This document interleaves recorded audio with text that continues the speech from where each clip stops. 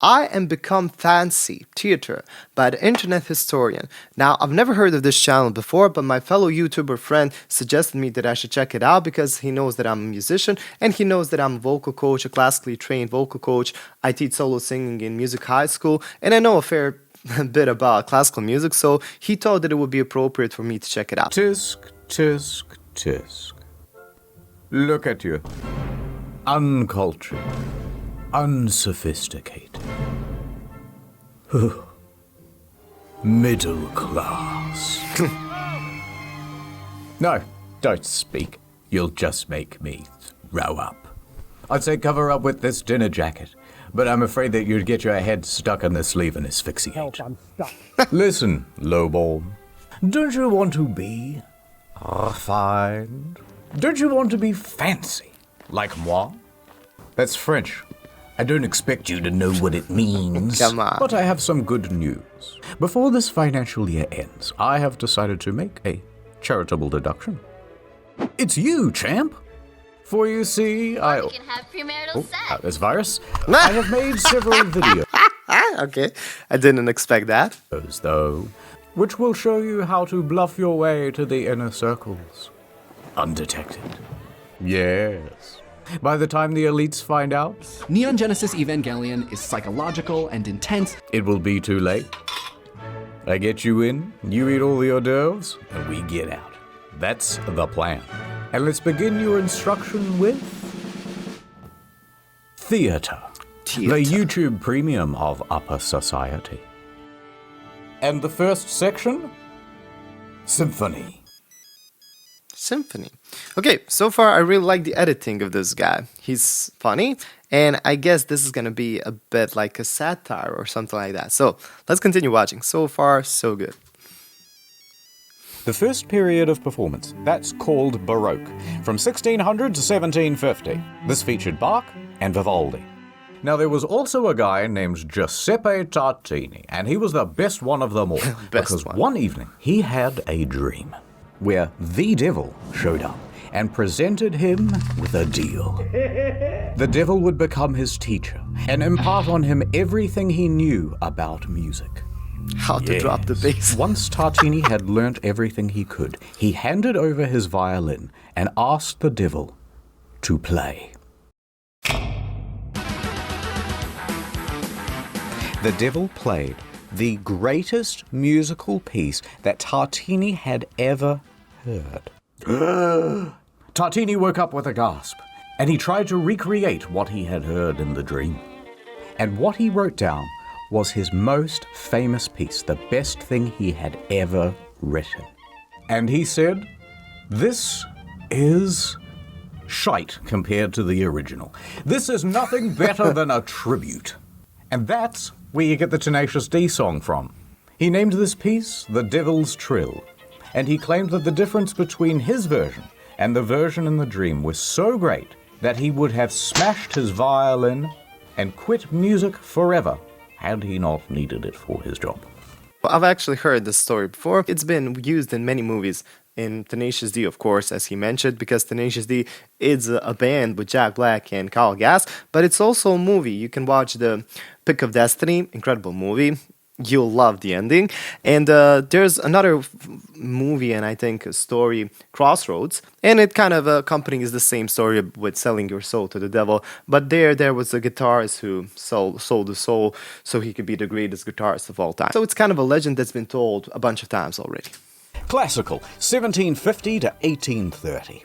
Mozart and Beethoven show up like da-da-da-da. And Haydn, I believe, as well. Beethoven was famously known for going deaf.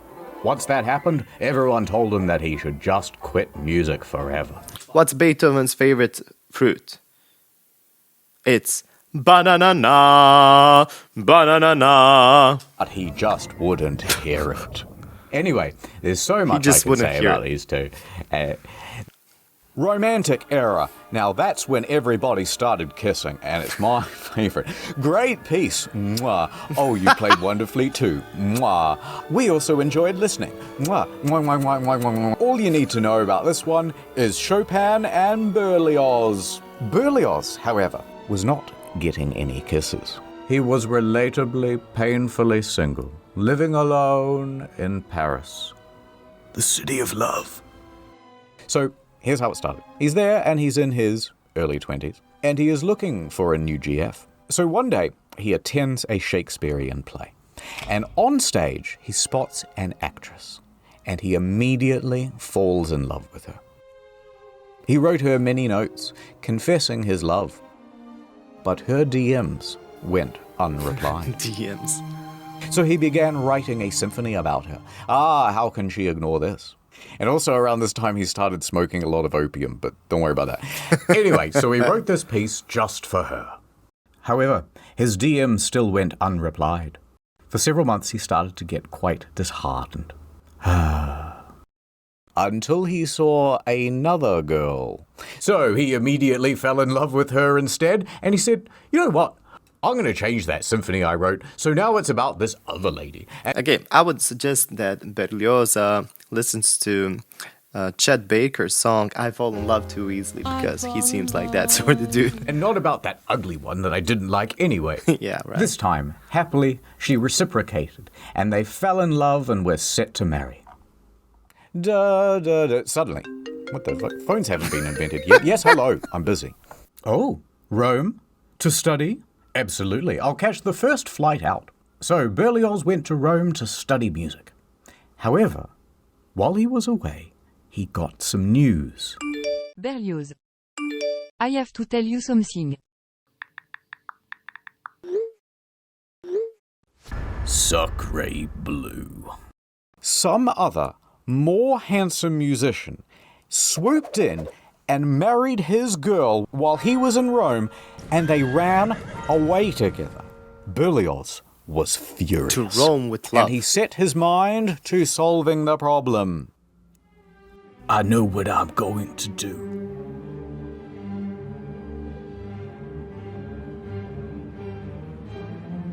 I'm gonna murder her and her lover. Really?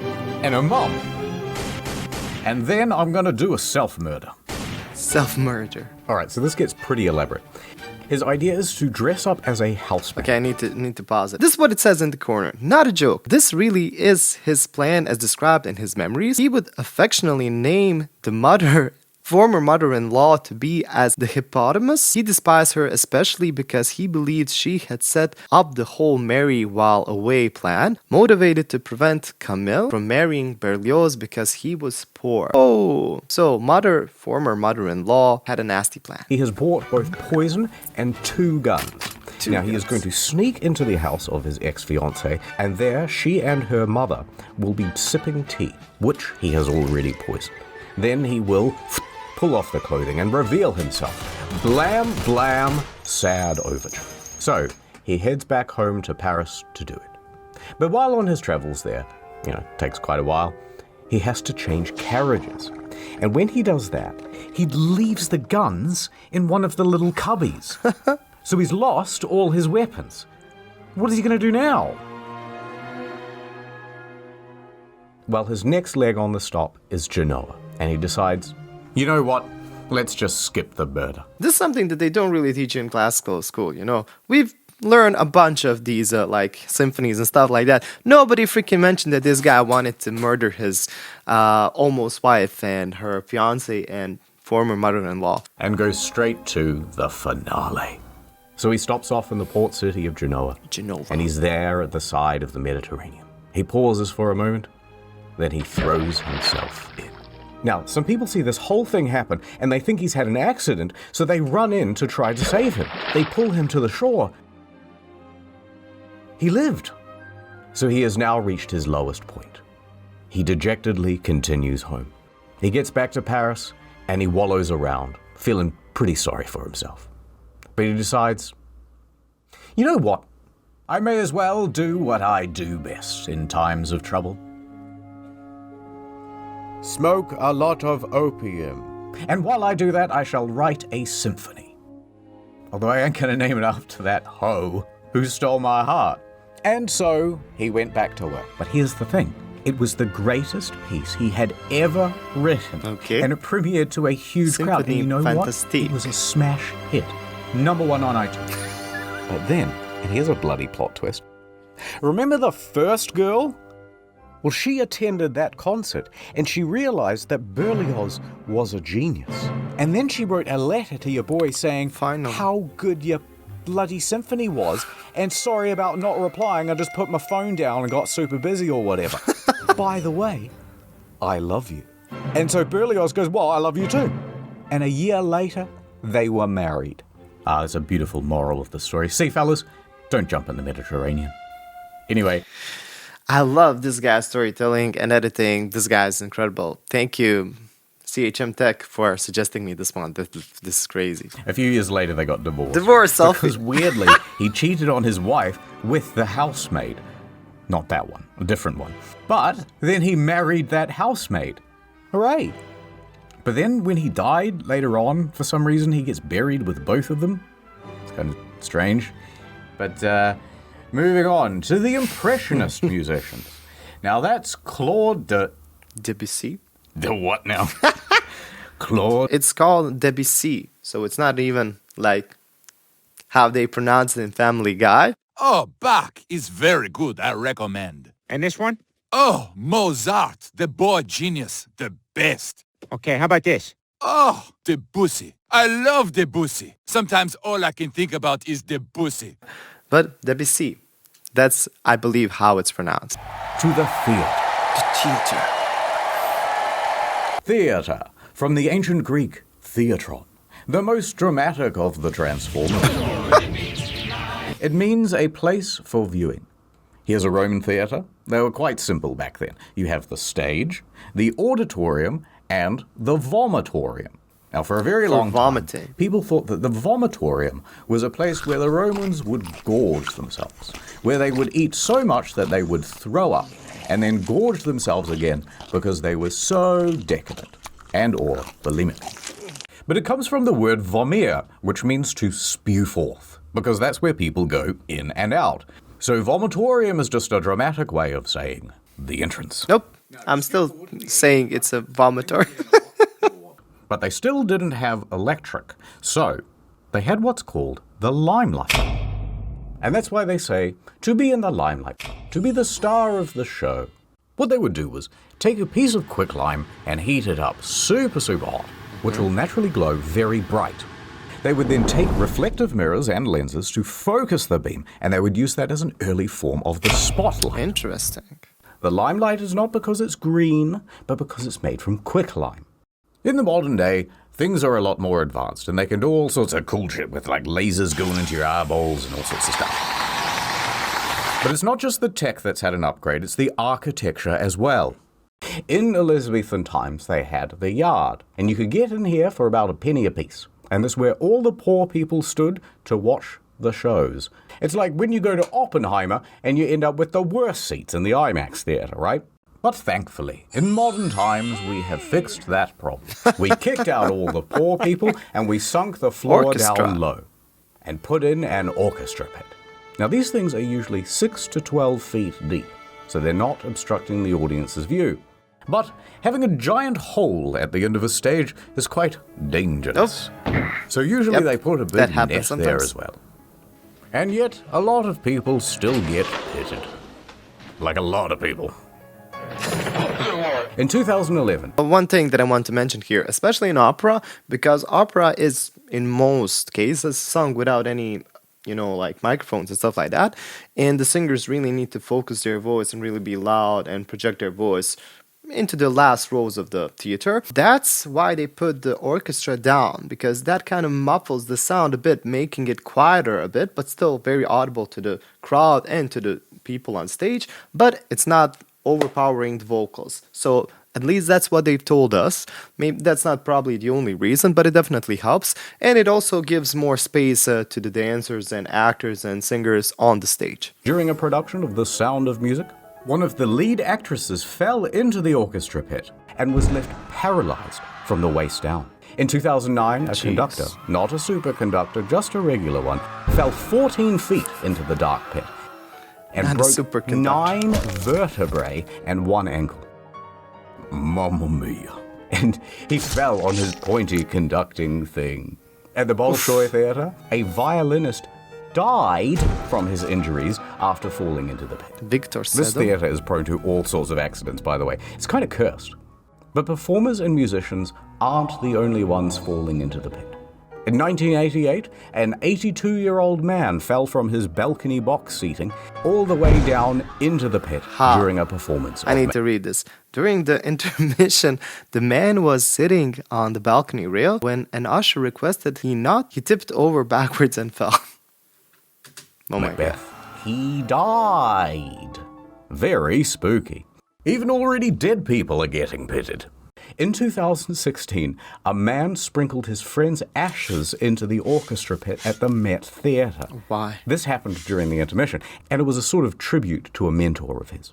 But of course, people went, "What the hell are you doing?" And he goes, "Oh, I don't know," and he flees the scene. Everyone's coughing and sneezing up dead guy, and people think, is this anthrax? What is this? So they call in the anti-terrorism police, and the whole show is cancelled for the rest of the evening. Ooh, fiddle-tee-dee. Phantom of the I am Opera. the trap master. Not like that. Do not ask me to reveal my secrets, woman. I have dedicated my life to the mysteries of the theater. Ah, the theater. Theater. She has so many enigmatic traps. Let us start with the most simple, yet devious. The wall trap. It allows the actor to walk directly into the set piece. Ah, where did he go? Nobody knows. Cast your eyes over here to the genie trap. Now the victim stands on this dumbwaiter, and a counterweight launches their hapless body up onto the stage. Whoosh!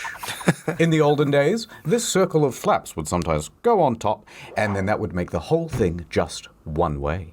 Now, back when they made this thing, they didn't have hydraulics. So instead, they'd have like 6 stagehands pulling as fast as they could. And sometimes it would go totally wonky, or it wouldn't open properly, or they'd only get about halfway through. Oh, well, I guess that's it. There's only 2. Wrong! This is the vampire trap. And if I want to come back up again, this is called the sunroof trap. Very cool. Watch out for the closing doors on this one. It managed to trap Spider-Man's foot back into production in 2013. Me and the Green Goblin, we collabed on this one. All right, there's one more. The ghost glide. What you do is stand on this slidey bit, and it ascends diagonally, which makes it look like he's coming out of the ground. But the ladies, they're yawning, they're going, ooh, short ghost. But then, 5 foot, 5'1", 5'2". All the ladies are turning their heads now. 5'3", 5'4", 5'5". All the ladies are loving it. This guy is crazy. How haven't I heard of this channel before? The editing, the storytelling, just being incredibly funny. I mean, the British accent helps a lot for sure. I don't know what it is with the British, but they always manage to make even the not so funny things more funny. You're wondering, what happens to the actors when they go down these traps? Are they dead and gone forever? Sure. Yes, sometimes. In 1888, Frederick Federici was playing the role of Mephistopheles in Faust at the Princess Theatre in Melbourne. As he descended the trap at the end of the play, goodbye everybody, goodbye, he had a heart attack and died. Never seen again. They So killed as the you can devil. imagine, with this many deaths, the theatre has become a highly haunted place. Oh yes. In fact, sometimes you can put your ear right up to the wall and you can hear 2 male ghosts wrestling. Can't fake that. Ah, another ghost hole. Don't look inside. I did once. Almost went blind. That's why I wear the mask. Anyway, because of all the ghosts, the theatres do whatever they can to keep the spirits happy. See this? It's called a ghost light. When everything is closed, it is kept on always. Kept on for the ghosts, so that they don't, bump their shins in the dark or whatever. At the Palace Theatre in London, there has been some ghostly activity. seems to be a bit of a hotspot for ghostly activities. And that's why they always keep 2 empty seats at the back so that the ghosts may sit there and watch the show. So that's why we traditionally kept a couple of seats off sale for the ghosts. Oof. However, Harry Potter is so popular that we sell those seats now. Oh. Also, most theatres close for 1 day per week, and on those days, the ghosts are left to perform for each other in their own shows. Which they like, we think. Just a small thing that I've noticed here, and I love it. This song is from the Marble Gallery, I believe, from Castlevania Symphony of the Night. Amazing. Listen. Ghosts are left to perform for each other in their own shows. Which they like, we think. And Marble Gallery is like the place, basically a theater of the game. Let me just find it. This guy, attention to detail, incredible.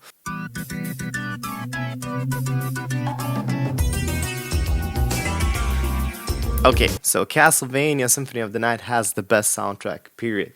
And since you guys like the theater, it would suit you. Amazing stuff, pretty symphonic. It's not only called Symphony for the Night for no reason. I was worried about my own vagina. It Oh, needed a finally, the vagina monologue. culture of other vaginas. What the hell? You know, I wasn't always part of the elite. In fact, from a very young age, I grew up in an orphanage. Batman. No, my parents weren't dead. Rent in that building was just really cheap. But my parents showed me no affection. And as soon as they could, they sent me off to boarding school. But boards were always their passion, not mine. I tried to run away, but they caught me. And boy, did they throw the book at me. Alas, I did not dodge in time. I spent the next few years in a coma. A Native American town, Pueblo, Acoma.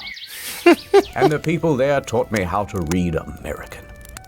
They also had a local library, and I spent my days buried in books, learning as much as I could about the arts. And once someone noticed me buried under those books, and they rescued me. I knew I wanted to teach default character presets like yourselves, all about Shakespeare. Shakespeare? Editor's note. I started Googling Shakespeare, and I got kind of distracted, so I don't know. Here's a WAV file. You can do something with this. Put him in like a classroom or something. All right, attention, everybody. I am your new teacher. You are a bunch of troubled inner city youths. All you know is shoot gun, fail test, and crime. But I'm here to teach you that actually books and reading and stuff are actually pretty epic after all. Now, the earliest known written language is what, Mr. Single Parent Household? I don't know, Teach, but you're never gonna get through to me. Oh, really? Well, what if I go back in time? Back in time. Back in time. In the long, long ago, very few could read. But to be fair, most of the written languages were kinda shit. This is cuneiform, the very first written language, and it has far too much punctuation. Then eventually came along the Egyptians, and they invented emojis. But they would call them hieroglyphs. Anyway, the typical written thing would go like this. Message for you, sir. Big bird, man with stick. Man sitting, circle. Oh, more bills. Eventually that became quite annoying, so the Phoenicians, who were a kind of Lebanese, very progressive especially for those days, now they came up with a better idea. They started... Liberty! Ah! I've just figured it out. Eventually that became quite annoying, so the Phoenicians, who were a kind of Lebanese, very progressive especially for those days. That's when there's two girls. Oh, this guy and his humor. Incredible. Now they came up with a better idea. They started going, hey, that sounds a bit like an A. Buh, that sounds a bit like a B. Kuh, and so on and so on. Until we had a proto-form of the alphabet. Looks cool. Now, the Greeks thought that was pretty neato, but they said, let's come up with an even better version with 22 letters, and soon that will be like English. Oral history. Greeks, more like geeks. Got 'em. Oh, yeah?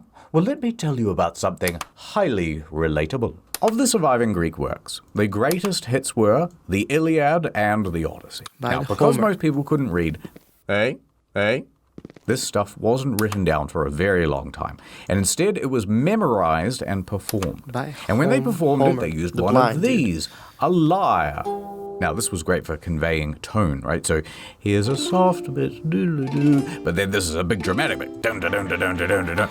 There was a lyre, lira, and aulos, I believe, some of the old Greek instruments. Now, the Iliad starts with this guy, Menelaus, king of Sparta, and he has a wife, Helen, and she is a very fine lady.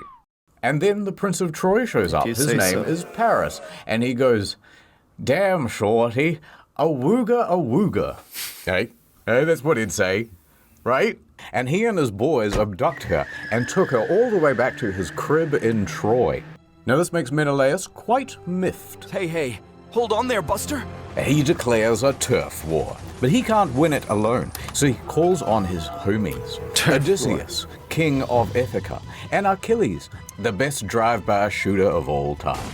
But Achilles is not in the mood to fight, so the whole of the Iliad is basically spent trying to convince this guy to get involved. Please? No. Please? No. Eventually, they win the turf war by being very sneaky. They make a giant horse, which is the symbol of Troy, and they leave it at the front gate. That's their way of saying, oh, I guess you win. We're walking away now. And meanwhile, thousands of soldiers go off and hide in some bushes. Now, the Trojans are very suspicious, but they can see that the Greek ships are actually sailing away into the horizon. So they know, oh, it must be real, must be real. We've won the many years' war. But actually, there's almost no one on those ships, and there's a surprise inside the horse. Later that night, when everyone's asleep, boiling hot tzatziki everywhere. And also some soldiers wearing thermal protection. They get out and they open the gates, and then everyone comes out of the bushes, running into the city, and kill everybody. After they win the war, Odysseus heads back home to Ithaca. However, on his way, he starts making beef with Poseidon, god of the sea. And Poseidon is mad at the disrespect, so he sends Odysseus on a long-ass detour, and that detour is the story of the Odyssey. Pretty epic, right, kids? Odyssey, and I think now that word is used like for a very long journey. Odyssey, you know. Whoa, Teach, that's fire. I'm starting to come around. That Odysseus guy is literally me. Yeah, I'm going to try that horse trick on my ops. Homer, from Homer's Odyssey, is not a character in the story. He's the guy who tells the story, and then people wrote it down. Now, moving chronologically to the next big one, you've got the Bible. And for all practical purposes, this was basically an oral tradition too. Most people were illiterate by this point, and the Bible was written in Latin, and pretty much only the clergy knew Latin. So they would be the one to recite it to people. It says that the cute lady at the front should go on a date with me, please. Listen, the rules are the rules. I didn't say it, the book did. There was a translated version into English, the Wycliffe's Bible, and you better believe that thing was a threat to the order. So they made that illegal to own. What? And if you were found with an unlicensed copy, the punishment would be death. So it remained. The Bible was read to the people. Now, by the 1300s came Chaucer, who wrote the Canterbury Tales, and that was a pretty big deal. Get this book now. Because it's one of the first significant works written in Middle English. It describes a bunch of people making a pilgrimage from Southwark to Canterbury, which is here to here, which was the longest journey anyone had ever made in the 1300s. And now, it's a whole series of stories, and most of them can be boiled down to, how come if everyone is on a pilgrimage, you're all so focused on material stuff? Oh, hypocrites much? Dong. It's now the 1600s, and they've updated all the textbooks from Middle English to regular. In 1601, King James I said, all right, You know what? Let's everyone have a copy of the Bible they can read. Let's do a King James Bible. I won't feature it, but I'd love to be in the title. And he commissioned a committee of scholars to rewrite the thing in English, God's language. It took 8 years. And that brings us to Shakespeare. And he's a huge deal. Oh, look, we're out of time. But sir, we're supposed to do penis inspection day today. What? No, there's no time. Roll the end card.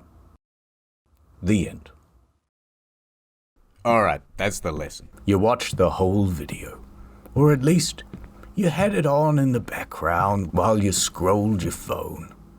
And I couldn't be prouder of you. There's just one more quick thing I want to tell you about. Theater props. For example, this gun. Now, the thing... Oh, look who it is. Abraham. I know what you're thinking, but it's just an actor. We all know that the real Lincoln is dead. When he fell asleep on the tracks of the Underground Railroad. Anyway, this thing is super realistic. Although the trigger is a little loose. Ruh-roh. Oh, I can't believe you did that. But I won't tell anyone. And, in fact, good news. I'm gonna make you my little protege. And I will be your protojo. Protojo. And I got so many more lessons to teach. Still here, huh? Yes, just a little cleaning. More good news. Next video is almost done. It'll be on incognito mode, and it's about the arts. And the next main channel video is also nearly done. That'll be out shortly after. We have another channel called Story Mode. The Metal Gear Solid and Forspoken videos are especially good. Thank you for watching. So this guy does not have this one incredible channel. Crazy edited. He also has 2 more. Oh, so I gotta say that the first part of this video was more interesting to me with music and everything, but I haven't seen a better edited and crazier storytelling in a while. Love the sense of humor, love the meme guy, hide his pain, Harold I think he's called. And I can't believe that I've actually watched a 30-minute long video without being bored for a second. It was crazy good, well done, and I'm definitely gonna watch more from this guy. Maybe on my own, if you want I can react to it, but this theater episode was crazy. The best part was definitely with Berlioz and with the wife and everything. Just incredible, telling you a simple story in such a crazy way. Especially what I like is when he uses these modern techniques, like, saying stuff that we would say nowadays in slang. They would never say it like that before, but it just makes the thing so much funny. And using mobile phones, like she didn't DM him, like stuff like that. Incredible video. Thanks for watching and hope to see you in the next one.